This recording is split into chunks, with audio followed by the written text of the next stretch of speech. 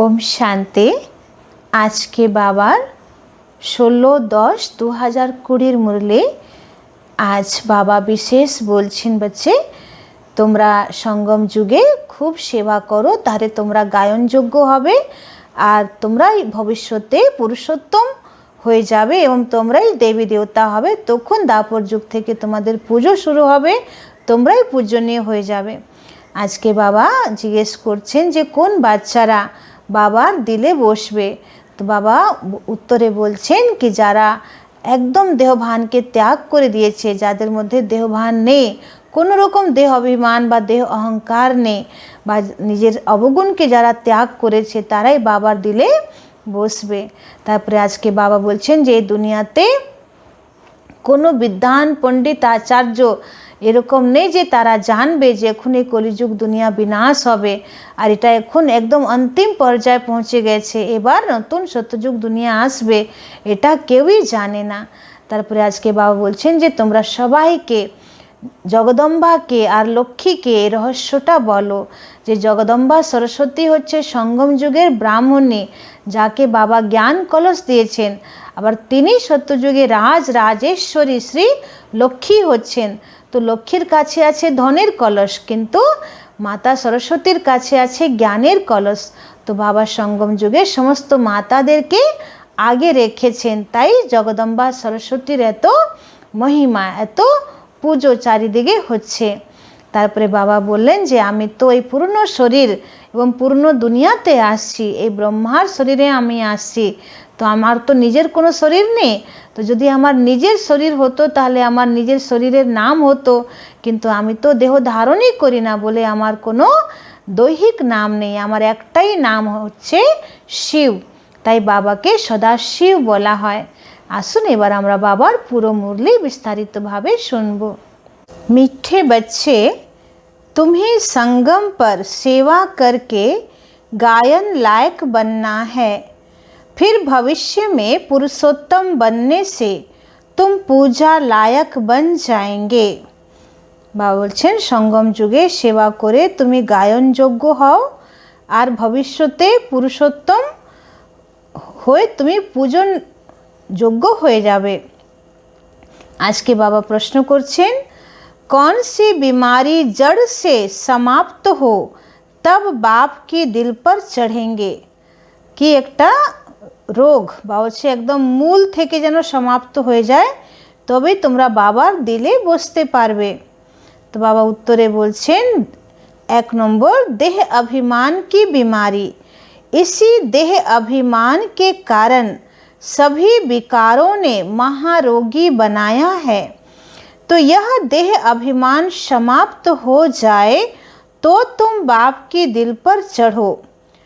2 number दिल पर चढ़ना है तो विशाल बुद्धि बनो, ज्ञान चिता पर बैठो, रूहानी सेवा में लग जाओ और वाणी चलाने के साथ साथ बाप को अच्छी रीति याद करो। বাবা বলছেন যে দেহ অভিমানের যে বিমারি, যে রোগটা, এটাকে মূল থেকেই তোমাদেরকে সমাপ্ত করতে হবে, তবে তোমরা বাবার দিলে বসতে পারবে। তো দেহ অভিমানের কারণেই সমস্ত বিকার থেকে আমরা মহারোগী হয়ে গেছি। তো দেহ অভিমান যখন সমাপ্ত হবে তবেই আমরা বাবার দিলে উঠতে পারবো। বাবার দিলে যদি উঠতে হয় তাহলে বিশাল বুদ্ধি হতে হবে আর জ্ঞান চিতায় বসতে হবে। বাবা বলছেন যে রুহানি সেবায় লেগে যাও আর বাণী চালানোর সাথে সাথে বাবাকে খুব ভালো করে স্মরণ রাখতে হবে। আজকে গীত হচ্ছে জাগ সজনিয়া জাগ, নবযুগ আয়ো রে। বাবা বলছেন হে সজনী জাগো, তোমার জন্য নতুন যুগ আসছে। ओम शांति। मीठे मीठे रूहानी बच्चों ने गीत सुना। रूहानी बाप ने इस साधारण पुराने तन द्वारा मुख से कहा। बाप कहते हैं मुझे पुराने तन में पुरानी राजधानी में आना पड़ा।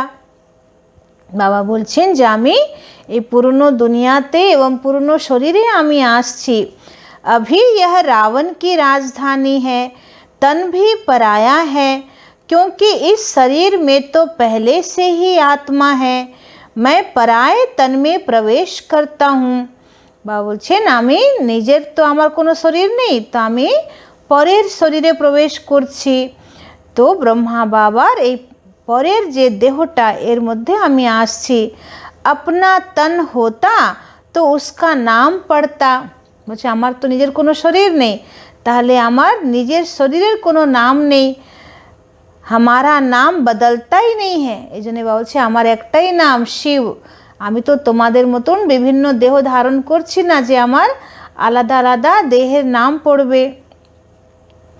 मुझे फिर भी कहते हैं शिव बाबा, गीत तो बच्चे रोज सुनते हैं। नवयुग अर्थार्थ नई दुनिया सतयुग आया, अब किसको कहते हैं जागो? आत्माओं को, क्योंकि आत्माएं घोर अंधियारे में सोई पड़ी हैं, कुछ भी समझ नहीं है, बाप को ही नहीं जानते। अब बाप जगाने आए हैं, अभी तुम बेहद के बाप को जानते हो, उनसे बेहद का सुख मिलना है। नए युग में सतयुग को नया कहा जाता है, कलयुग को पुराना युग कहेंगे। विद्वान पंडित आदि कोई भी नहीं जानते। कोई से भी पूछो नया युग फिर पुराना कैसे होता है, तो कोई भी बता नहीं सकेंगे। कहेंगे यह तो लाखों वर्ष की बात है। अभी तुम जानते हो हम नए युग से फिर पुराने युग में कैसे आए हैं, अर्थात स्वर्गवासी से नरकवासी कैसे बने हैं। मनुष्य तो कुछ भी नहीं जानते। जिनकी पूजा करते हैं उनकी बायोग्राफी को भी नहीं जानते। जैसे जगदम्बा की पूजा करते हैं, अब वह अम्बा कौन है जानते ही नहीं। अम्बा वास्तव में माताओं को कहा जाता है, परंतु पूजा तो एक की होनी चाहिए। शिव बाबा का भी एक ही अभ्यभिचारी यादगार है। अम्बा भी एक है, परंतु जगत अम्बा को जानते नहीं। यह है जगत अम्बा और लक्ष्मी है जगत की महारानी। तुमको पता है जगत अम्बा कौन है और जगत महारानी कौन है। बाबा बोलছেন যে জগদম্বা হচ্ছেন সরস্বতী মা, উনি সঙ্গম যুগে জগতের অম্বা হয়েছেন, জগতের মা হয়েছেন, আর তারপরে জগতের মহারানী হবেন তিনি সত্যযুগে শ্রী লক্ষ্মী स्वरूपे। तो यह बातें कभी कोई जान नहीं सकते। लक्ष्मी को देवी और जगत अम्बा को ब्राह्मणी कहेंगे। বলছেন লক্ষ্মী সত্যযুগে দেবী আর জগদম্বা, জগদম্বা মা सरस्वती হচ্ছেন ব্রাহ্মণী। तो ब्राह्मण संगम पर ही होते हैं। इस संगम युग को कोई नहीं जानते। प्रजापिता ब्रह्मा द्वारा नई पुरुषोत्तम सृष्टि रची जाती है। पुरुषोत्तम तुमको वहाँ देखने में आएंगे। इस समय तुम ब्राह्मण गायन लायक हो, सेवा कर रहे हो, फिर तुम पूजा लायक बनेंगे। ब्रह्मा को इतनी भुजाएं देते हैं तो अम्बा को भी क्यों नहीं देंगे। उनके भी तो सब बच्चे हैं ना। माँ बाप ही प्रजापिता बनते हैं, बच्चों को प्रजापिता नहीं कहेंगे। लक्ष्मी नारायण को कभी सतयुग में जगत पिता जगत माता नहीं कहेंगे। प्रजापिता का नाम वाला है, जगत पिता और जगत माता एक ही है, बाकी है उनके बच्चे। अजमेर में प्रजापिता ब्रह्मा के मंदिर में जाएंगे तो कहेंगे बाबा, क्योंकि है ही प्रजापिता। हद के पिताएं बच्चे पैदा करते हैं तो वह हद के प्रजापिता ठहरे। यह है बेहद का। तो शिव बाबा तो सब आत्माओं का बेहद का बाप है। यह भी तुम बच्चों को कॉन्ट्रास्ट लिखना है। जगदम्बा सरस्वती है एक, नाम कितने रख दिए हैं, दुर्गा काली आदि। अम्बा और बाबा के तुम सब बच्चे हो, यह रचना है ना।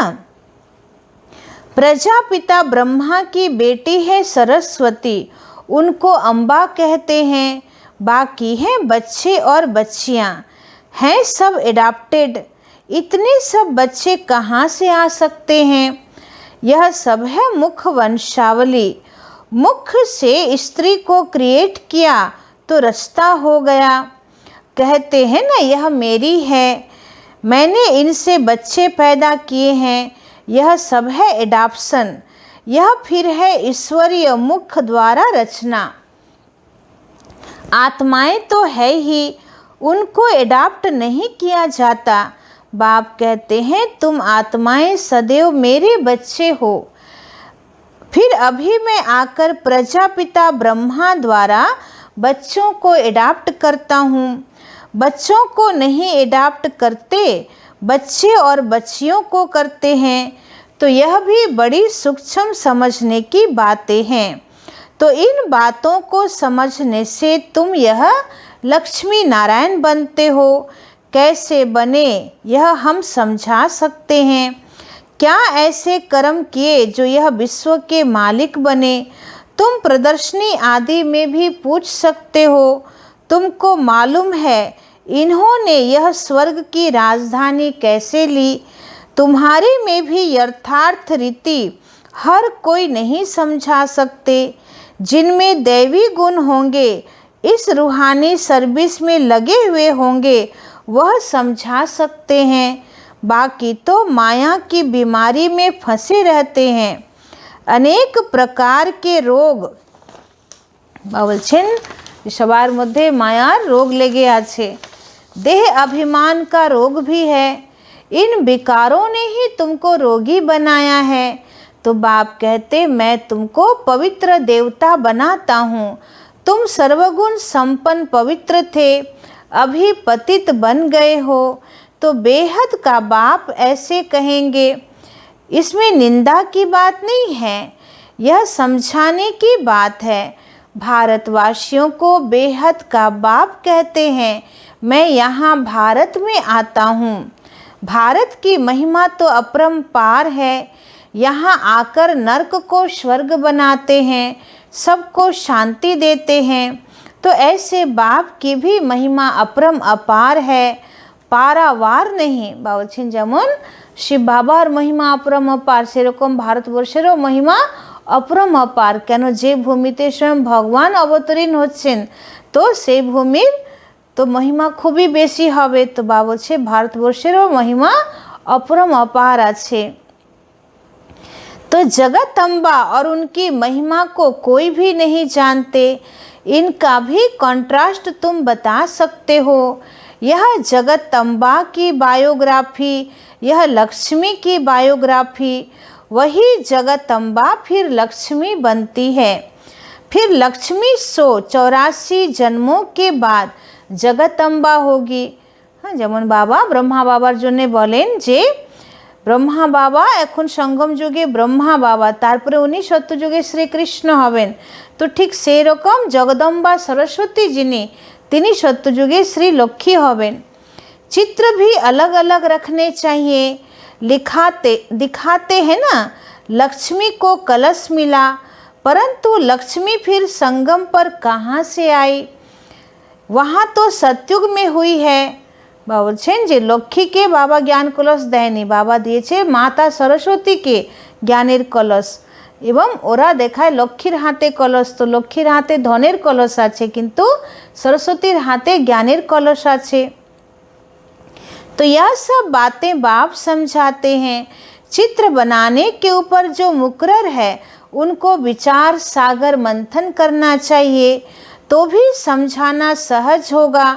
इतनी विशाल बुद्धि चाहिए तब दिल पर चढ़े। तो जब बाबा को अच्छी रीति याद करेंगे, ज्ञान चिता पर बैठेंगे, तब दिल पर चढ़ेंगे।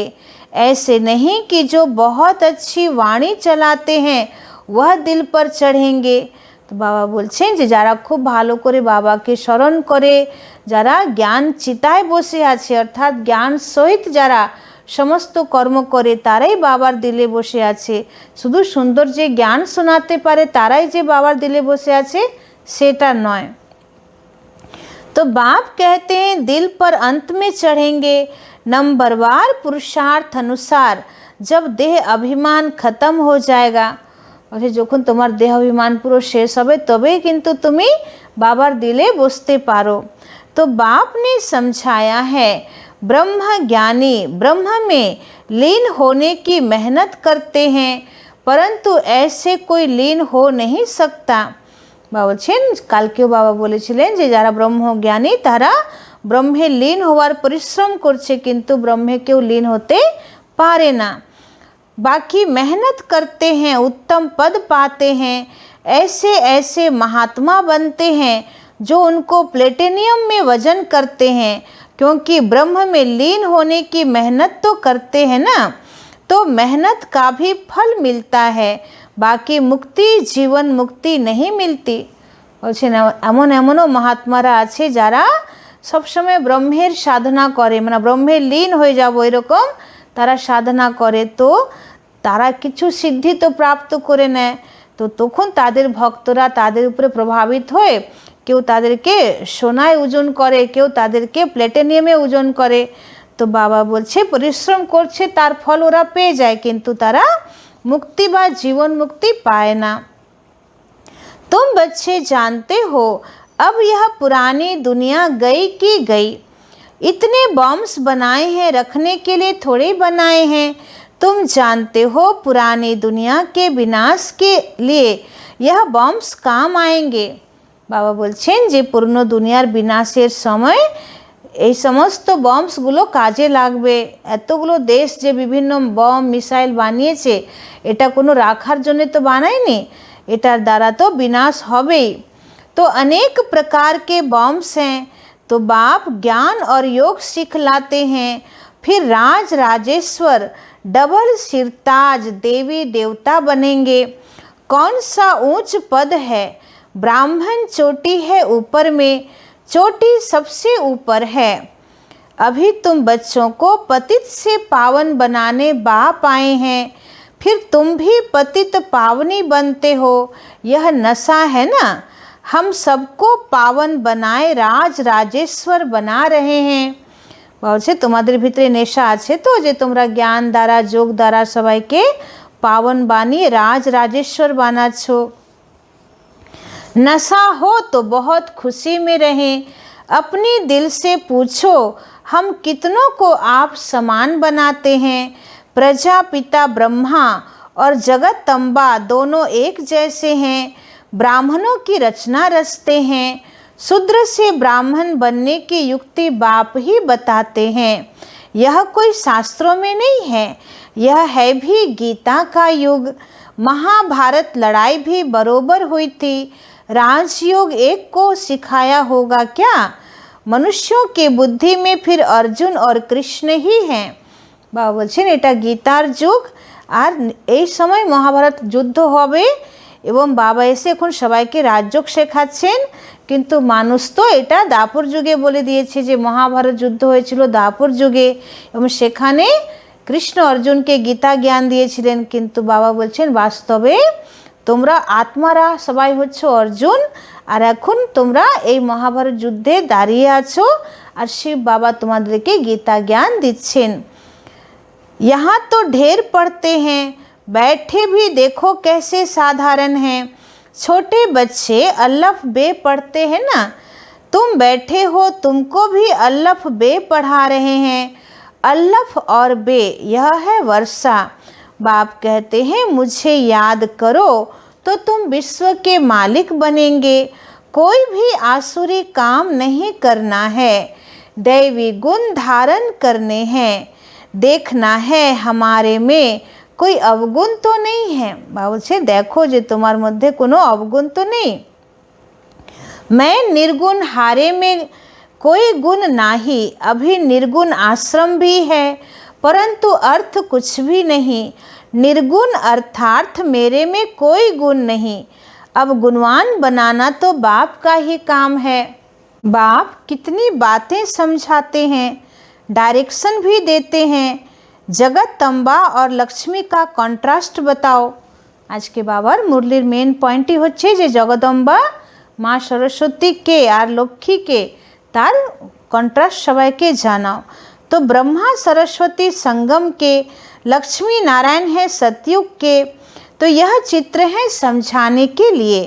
सरस्वती ब्रह्मा की बेटी है, पढ़ते हैं मनुष्य से देवता बनने के लिए। शास्त्रे देखानो হয়েছে যে सरस्वती ब्रह्मार स्त्री, किन्तु बाबा बोलছেন যে ना, ब्रह्मार पुत्री হচ্ছেন सरस्वती। तो पढ़ते हैं मनुष्य से देवता बनने के लिए। এখন ब्रह्मा सरस्वतीও পড়ছেন संगम যুগে সত্যযুগের देवी देवता হওয়ার জন্যে। अभी तुम ब्राह्मण हो, सतयुगी देवता भी मनुष्य ही हैं, परंतु उन्हों को देवता कहेंगे। मनुष्य कहने से जैसे उनकी इंसल्ट हो जाती है, इसलिए देवी देवता व भगवान भगवती कह देते हैं। भावছেন সত্যযুগের দেবী দেবতারা তারা মানুষ রূপেই আছে, কিন্তু তাদেরকে মানুষ বলা হয় না, তাদেরকে দেবী দেবতা বলা হয়। কেন? এত দেবগুণে সম্পন্ন যে তাদেরকে মানুষ বলা এটা তাদের অপমানই হবে, তাদেরকে ছোট করা হবে। এই জন্য তাদেরকে দেবী দেবতা বা भगवान भगवती बोला है। अगर राजा रानी को भगवान भगवती कहें तो फिर प्रजा को भी कहना पड़े, इसलिए देवी देवता कहा जाता है। तो बाबा बोलছেন যে রাজা রানীকে যদি ভগবান ভগবতী বলা হয় তাহলে প্রজাকেও ভগবান ভগবতী বলতে হবে। এই জন্যে ভগবান ভগবতী না বলে দেবী দেবতা বলা হয়। কিন্তু লক্ষ্মীনারায়ণ এতটাই শ্রেষ্ঠ উচ্চ কর্ম করেছেন যে তারা ভগবানের সমানই হয়ে গেছেন, ভগবান ভগবতী। কিন্তু বাবা বলছেন তাদেরকে ভগবান ভগবতী বলা হয় না। त्रिमूर्ति का चित्र भी है, तो सतयुग में इतने थोड़े मनुष्य, कलयुग में इतने बहुत मनुष्य हैं, तो वह कैसे समझाएं। इसके लिए फिर गोला भी जरूर चाहिए। प्रदर्शनी में इतने सबको बुलाते हैं, कस्टम कलेक्टर को तो कभी कोई ने निमंत्रण नहीं दिया है, तो ऐसे ऐसे विचार चलाने पड़े, इसमें बड़ी विशाल बुद्धि चाहिए। बाबा बोलছেন যে যারা কাস্টম অফিসে কাজ করে, যারা কালেক্টর মানে ডিএম, তাদেরকেও নিমন্ত্রণ দাও। तो बाप का तो रिगार्ड रखना चाहिए। हुसैन के घोड़े को कितना सजाते हैं, पटका कितना छोटा होता, घोड़ा कितना बड़ा होता है, तो आत्मा भी कितनी छोटी बिंदी है, उनका श्रृंगार कितना बड़ा है। तो यह अकाल मूरत का तख्त है ना। बाबा बोलছেন যে ঘোড়া কত বড় হয়, কিন্তু ঘোড়ার উপরে যে বসে সে যেটাতে বসে কাঠের পটকা সেটা খুব ছোট হয়। তো সেরকম বাবা বলছে যে আত্মা কত ছোট সূক্ষ্ম বিন্দি আর শরীর কত বড়। তো ব্রহ্মা বাবার ভ্রিকুটি হচ্ছে অকাল মূরত শিব বাবার সিংহাসন, যেখানে শিব বাবা বসে এত উঁচু জ্ঞান দিচ্ছেন। सर्वव्यापी की बात भी गीता से उठाई है। तो बाप कहते हैं मैं आत्माओं को राजयोग सिखलाता हूँ। फिर सर्वव्यापी कैसे होंगे? तो बाप टीचर गुरु सर्वव्यापी कैसे होंगे? बाबा बोलছেন আমি বাপ, টিচার, গুরু, সারা বিশ্বের আমি উদ্ধারকর্তা, তো আমি কি করে सर्वव्यापी হব? तो बाप कहते हैं मैं तो तुम्हारा बाप हूँ, फिर ज्ञान सागर हूँ। तुमको बेहद की हिस्ट्री ज्योग्राफी समझने से बेहद का राज्य मिल जाएगा। दैवी गुण भी धारण करने चाहिए। माया एकदम नाक से पकड़ लेती है, चलन गंदी हो पड़ती है, फिर लिखते हैं बाबा ऐसी ऐसी भूल हो गई, हमने काला मुँह कर लिया। यहाँ तो पवित्रता सिखाई जाती है। फिर अगर कोई गिरेंगे भी तो फिर उसमें बाप क्या कर सकते हैं। घर में कोई बच्चा गंदा हो पड़ता है, काला मुँह कर देता है, तो बाप कहते तुम तो मर जाते तो अच्छा था। বলছে লৌকিক দুনিয়াতেও যদি কারো সন্তান খুব নোংরা কাজ করে ফেলে, হ্যাঁ, কালা মুখ করে ফেলে বা অপবিত্র কর্ম করে ফেলে, তখন লৌকিক পিতা কি বলে যে তুমি তো কুল কলঙ্কিত, তুমি তো জন্ম থেকেই মরে গেলেই ভালো ছিল। तो बेहद का बाप भर ड्रामा को जानते हैं, फिर भी कहेंगे तो सही ना। तुम औरों को शिक्षा देकर खुद गिरते हो तो 1000 गुना पाप चढ़ जाता है। বলছে তুমি যদি অন্যকে শিক্ষা দিয়ে নিজে যদি তুমি পড়ে যাও তাহলে 1000 গুণ বেশি পাপ তোমার চढ़े যাচ্ছে। कहते हैं ना माया ने थप्पड़ मार दिया, तो माया ऐसा घूसा मारती है जो एकदम अक्ल ही गुम कर देती है। বলছে মায়া এমন ঘুষা মারে যে একদম বুদ্ধি ফিরিয়ে দেয়। तो बाप समझाते रहते हैं आंखें बड़ी धोखेबाज है, कभी भी कोई विकर्म नहीं करना है। तूफान तो बहुत आएंगे, क्योंकि युद्ध के मैदान में हो ना, पता भी नहीं पड़ता कि क्या होगा। माया झट थप्पड़ लगा देती है। अभी तुम कितने समझदार बनते हो। बाबा बोलছেন চোখ হচ্ছে সবথেকে বড় যে ধোঁকেবাজ, যে সবথেকে বেশি ধোঁকা দেয়। তো কখনো তুমি তোমার আইকে বা চোখকে ক্রিমিনাল চোখ করবে না, কোনো রকম বিকর্ম করো না। বলছে তুফান অনেক আসবে, কেন তোমরা যুদ্ধের ময়দানে আছো, তো তোমরা জানতেই পারবে না যে কখন কিভাবে মায়া চলে আসছে। तो अभी तुम कितने समझदार बनते हो।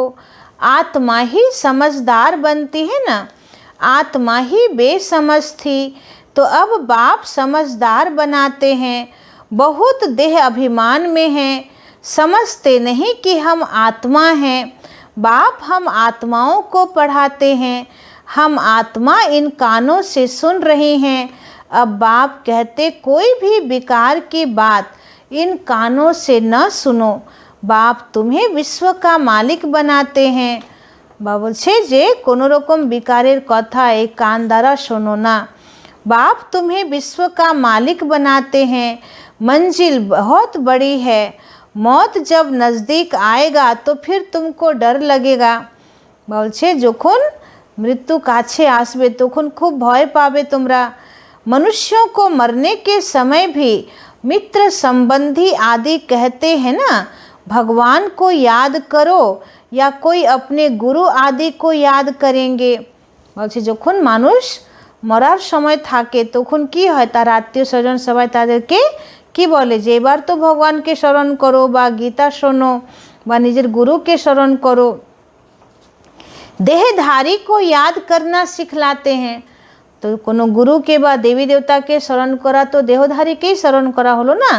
तो बाप तो कहते हैं माम एकम याद करो, यह तो तुम बच्चों की ही बुद्धि में है। बाप फरमान करते हैं माम एकम याद करो, देहधारियों को याद नहीं करना है। माँ बाप भी देहधारी है ना। मैं तो विचित्र हूँ, विदेही हूँ, इसमें बैठ तुमको ज्ञान देता हूँ। तुम अभी ज्ञान और योग सीखते हो। तुम कहते हो ज्ञान सागर बाप द्वारा हम ज्ञान सीख रहे हैं राज राजेश्वरी बनने के लिए। बाबा বলছে এখন তোমরা বাবা থেকে জ্ঞান যোগ শিখছো রাজ রাজেশ্বরী হওয়ার জন্যে। ज्ञान सागर ज्ञान भी सिखलाते हैं, राजयोग भी सिखलाते हैं। বাবা বলছেন বাবা তো জ্ঞানের সাগর, বাবা জ্ঞানও শেখাচ্ছেন আর বাবা রাজযোগও শেখাচ্ছেন। अच्छा मीठे मीठे सिखी लदे बच्चों प्रति मात पिता बाप दादा का याद प्यार और गुड मॉर्निंग। रूहानी बाप की रूहानी बच्चों को नमस्ते। हम रूहानी बच्चों की रूहानी बाप दादा को पदम गुना नमस्ते नमस्ते नमस्ते। सदा रहेंगे हंसते, बनेंगे फरिश्ते, चलेंगे परम धाम के सीधे रास्ते। शुक्रिया बाबा शुक्रिया। এবার ধারণার মুখ্য সার 1 নম্বর পয়েন্ট, समझदार बन माया के तूफानों से कभी हार नहीं खाना है। বা বলছেন বুদ্ধিমান হয়ে কখনো মায়ার তুফান থেকে हार खेओ ना। आँखें धोखा देती हैं, इसलिए अपनी संभाल करनी है। বলছে চোখ সবথেকে বেশি ধোঁকা দেয়, এই জন্য নিজের संभाल करो। कोई भी বিকারী बातें इन कानों से नहीं सुननी है। বা বলছেন কোনো রকম বিকারী কথাবার্তা এই কান দ্বারা শোনো না। 2 নম্বর পয়েंट, अपनी दिल से पूछना है कि हम कितनों को आप समान बनाते हैं। বলছে নিজের দিলকে জিজ্ঞেস করো যে আমরা কতজনকে আপ সমান বানাচ্ছি, নিজের মতন আমরা বানাচ্ছি। मास्टर पतित पावनी बन सबको पावन राज राजेश्वर बनाने की सेवा कर रहे हैं।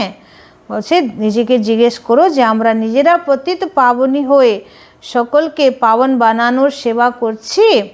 हमारे में कोई अवगुण तो नहीं है, दैवी गुण कहाँ तक धारण किए हैं। বলছে दैवी गुण কোন পর্যন্ত ধারণ করেছো সেটা দেখো। আজকের বরদান, सभी को ठिकाना देने वाले रहम दिल बाप के बच्चे रहम दिल भव। रहम दिल बाप के रहम दिल बच्चे किसी को भी भिखारी के रूप में देखेंगे तो उन्हें रहम आएगा कि इस आत्मा को भी ठिकाना मिल जाए, इसका भी कल्याण हो जाए। বাবা বলছেন যে রহমদিল বাবার বাচ্চা, রহমদিল যারা সন্তান হবে বাবার, তো তারা কোনো ভিখারিকেও যদি দেখে তো বাবা বলছে তার উপরে তার দয়া আসবে যে ये आत्माओं যেন ठिकाना পেয়ে যায়, इसका भी कल्याण हो जाए। उनके संपर्क में जो भी आएगा उसे बाप का परिचय जरूर देंगे। বলছে যেই ওর সম্পর্কে আসবে তাকে বাবার পরিচয় অবশ্যই দেবে। जैसे कोई घर में आता है तो पहले उसे पानी पूछा जाता है, ऐसे ही चला जाए तो बुरा समझते हैं। বলছে যদি কেউ বাড়িতে আসে তো নিয়মের वास्ते তাকে জল জিজ্ঞেস করা হয় যে ভাই জল খাও। যদি বাড়িতে এসে যদি কেউ খালি মুখে চলে যায় তো সেটাকে अशुभ माने। तो ऐसे भी जो भी संपर्क में आता है उसे बाप का परिचय का पानी जरूर पूछो, अर्थात दाता के बच्चे दाता बनकर कुछ न कुछ दो ताकि उसे भी ठिकाना मिल जाए। तो बाबा বলছে এভাবে তোমার সংস্পর্শে যারাই আসছে তাদেরকে তুমি বাবার পরিচয়ের জল অবশ্যই দিয়ে দাও। তো দাতার বাচ্চা তোমরা দাতা হয়ে সবাইকে কিছু না কিছু দাও, তবে তারা সঠিক ঠিকানা পেয়ে যাবে। আজকের স্লোগান হচ্ছে यथार्थ वैराग्य वृत्ति का सहज अर्थ है, जितना न्यारा उतना प्यारा।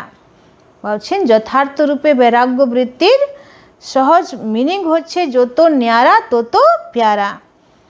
ওম শান্তি।